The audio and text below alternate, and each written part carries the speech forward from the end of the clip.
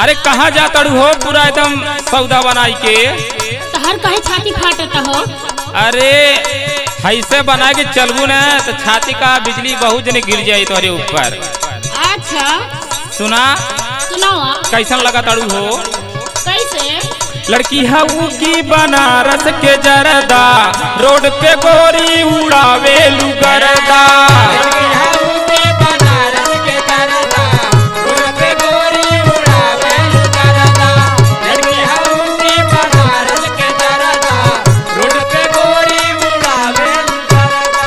लड़की हऊ की बसही के जरदा रोड पे गोरी उड़ावे लुगरदा। कसल बदनिया कमर बा कमानी बिगाड़े मिजाज हमरो, बिगाड़े मिजाज हमरो। ए गोरी तोहर चढ़ल जवानी नहीं हो रानी सही रखनी।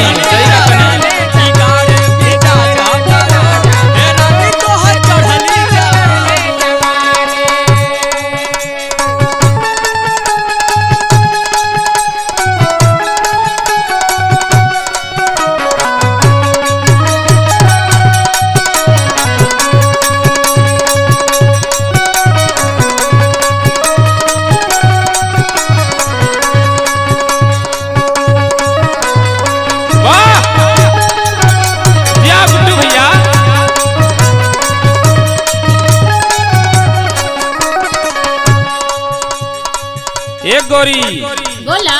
अरे तोहार झुमका तो जान मारता हो। अरे सुना कैसे? झुमका नथिया लहरदार चोली पेन के गोरी चलई बुका गोली।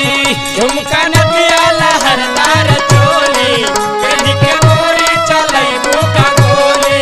झुमका नथिया लहरदार चोली पेन के गोरी चलई बुका गोली। बड़े गुलाब नियन ओठवा गुलाबी अखिया नसीली तोहर लागे शराबी। बड़े गुलाब नियन ओठवा गुलाबी अखिया नसीली तोहर लागे शराबी।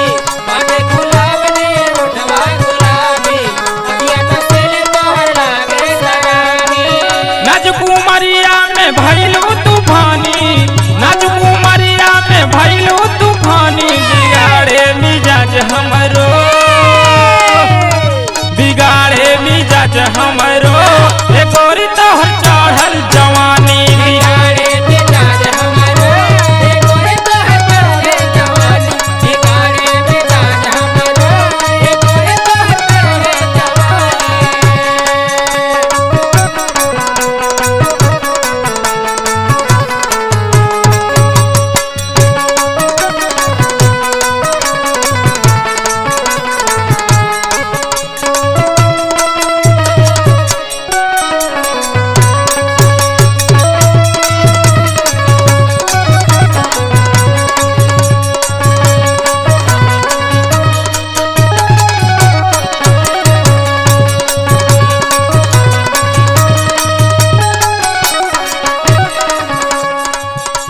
सुना ज्यादा बोलबा तो पिटा जइबा। अरे अब से पिटाई से कुछ करिए गोरी, लेकिन तोहार दीवाना तो हो गई। सुना तोहार पाँव का पायल कितना दीवाना हमके कैले बा। पंकज भैया एकदम बेहोश हो गया हमें देख के। पाँव के छागल तोहर पागल बनावे, रूपवा तोहार हमर धड़कन बढ़ावे। पाँव के छागल तोहर पागल बनावे, रूपवा तोहार हमर धड़कन बढ़ावे। पाँव के छागल तोहर पागल बनावे, रूपवा तोहार हमर धड़कन बढ़ावे। हर्षा में दीपचंद से चली ना बहाना, अंगद अनजाना के कैलू तू दीवाना।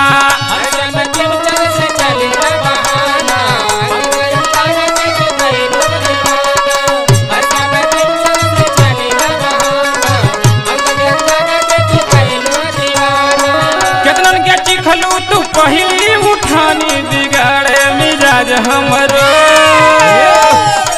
बिगाड़े मिजाज हमरो।